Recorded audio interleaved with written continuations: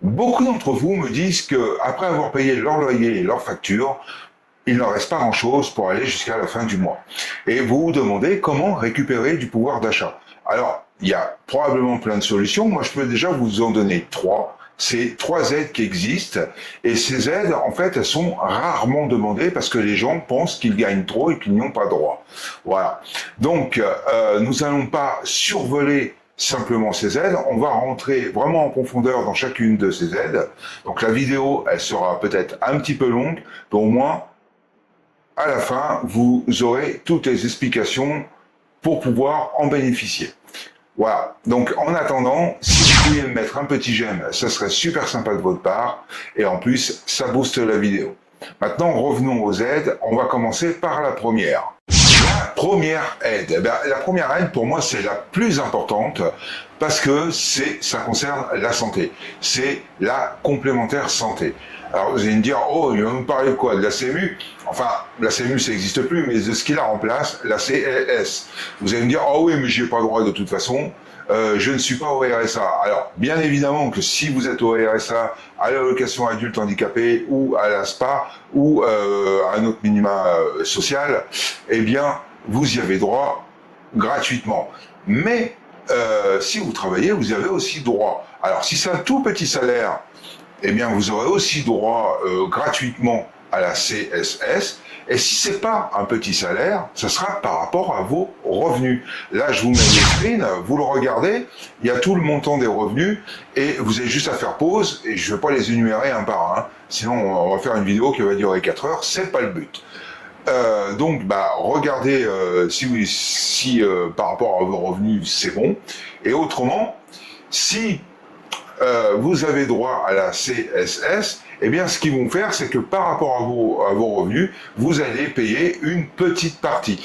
Mais l'aide peut aller jusqu'à 1 € par jour par personne.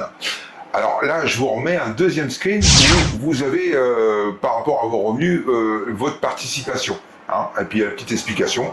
Et autrement, vous allez sur le site d'Amélie, vous tomberez sur cette page. Vous aurez toutes les explications. Voilà. Donc, en fait, vous allez me dire, oui, mais 1 € par personne par jour, c'est que dalle. Mais non, c'est pas que dalle. Imaginez, vous ayez une femme, 2 enfants à charge. Ça vous fait donc un foyer avec vous de 4 personnes. Ça fait 4 € par jour. Multiplié par 30, ça fait 120 €. Si vous payez déjà une mutuelle de qualité, ça vaut pour 4 personnes. En France, entre 200 et 300 balles, voire beaucoup plus si vous prenez les options dentaires, machin, enfin tout le tralala, ça peut être beaucoup plus cher que ça. Eh bien, là, déjà, vous avez un gain de pouvoir d'achat supplémentaire de 120 € par mois. Ce qui est pas mal, ça fait 1440 € par an. Voilà. Donc ça, c'est quand même assez, assez intéressant. Après, il y a une autre aide qui existe, mais ça c'est communal. Alors là, je dis pas de nom parce qu'elle n'a pas forcément le même nom dans chaque commune.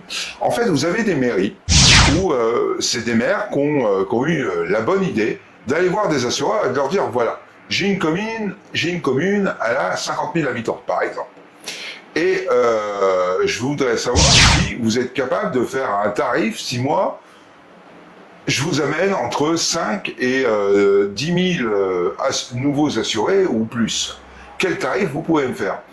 Et des fois, ils ont négocié des trucs qui sont encore plus intéressants que ce que je viens de vous parler de ce que Amélie propose. Alors évidemment, comme je viens de vous le dire, ça, pas Amélie, hein, les aides des mairies, c'est vraiment communal. Donc il va falloir aller vous renseigner à votre mairie. Mais renseignez-vous parce qu'il y a des maires intelligents qui l'ont fait et qui ont obtenu franchement des tarifs défiant toute concurrence. Voilà. Maintenant, on va passer à la deuxième aide. Donc c'est quoi cette fameuse deuxième aide? Eh bien c'est le FSL, le Fonds de solidarité logement.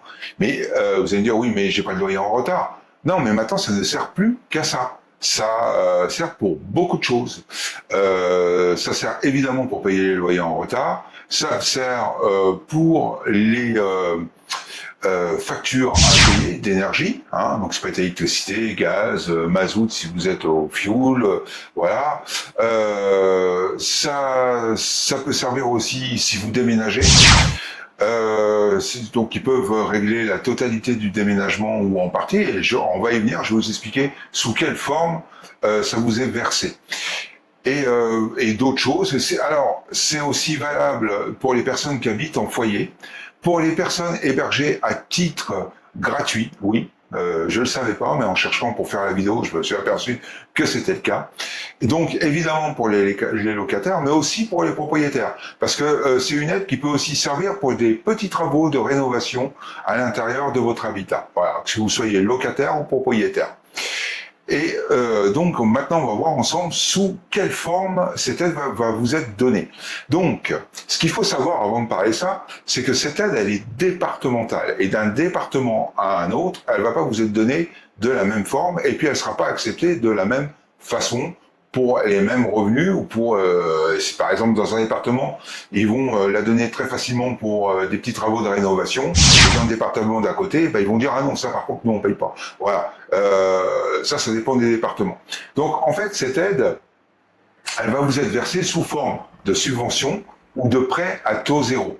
Mais ça, c'est comme je viens de vous expliquer, ça dépend des départements. Il y a des départements qui sont un peu plus riches, qui vont plus vous le donner sous forme de subvention.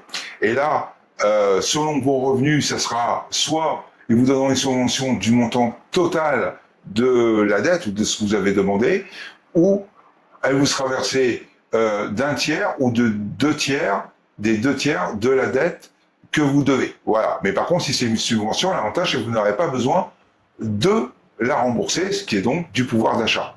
Et si c'est à crédit à taux zéro, bah, en général, c'est la totalité de la dette, sauf que vous devez rembourser, mais vous n'aurez pas d'intérêt. Pas obligé de passer par Cofidis ou la Sofinco ou CTLM qui vont vous prendre des taux d'intérêt exorbitants. Donc c'est toujours ça d'économiser et du pouvoir d'achat de rendu.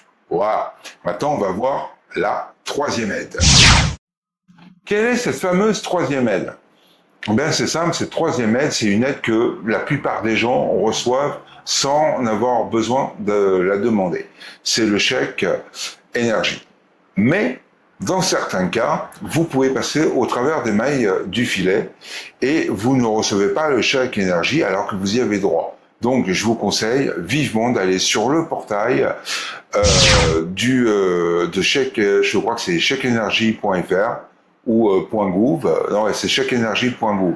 Mais je vais vous mettre le lien de toute façon dans la description. Allez sur leur portail et vérifiez si vous y avez droit ou pas. Parce que je vous dis, il y a quand même des gens qui passent au travers du mail du filet. Voilà. Et sachez que quand vous avez droit à ce chèque énergie, pendant la trêve hivernale, on n'a pas le droit de vous couper l'électricité ou de réduire la fourniture d'électricité. Si par exemple vous êtes à 6 kW, ils n'ont pas le droit de vous la baisser à 3 kW parce que vous n'avez pas payé vos factures d'électricité. Voilà, ça c'est le gros avantage.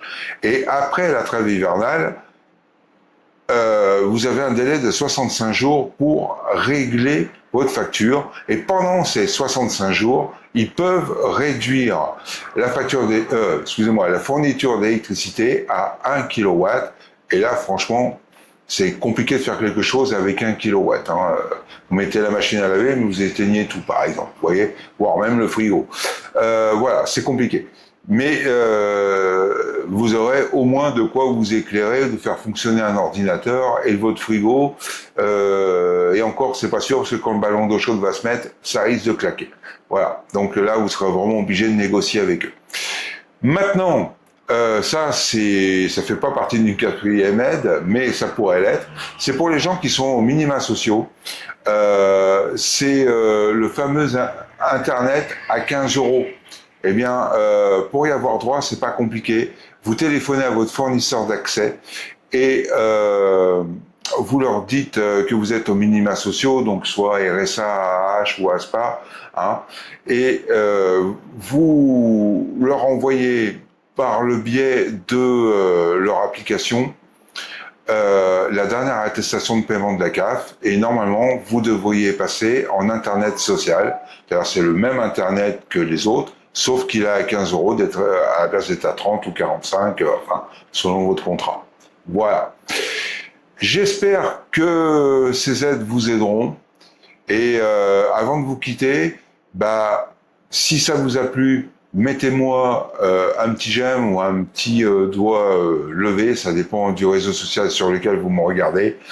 Et si vous avez besoin de faire des courriers, n'hésitez pas à aller sur notre site, ça s'appelle lettres-recours.fr, et là on est en train de le rendre gratuit, et d'ici 2 jours il sera 100% gratuit. Alors n'hésitez pas à aller vous inscrire dessus, à ouvrir un compte dessus, c'est entièrement gratuit. Je vous dis à bientôt et merci d'être resté jusqu'au bout.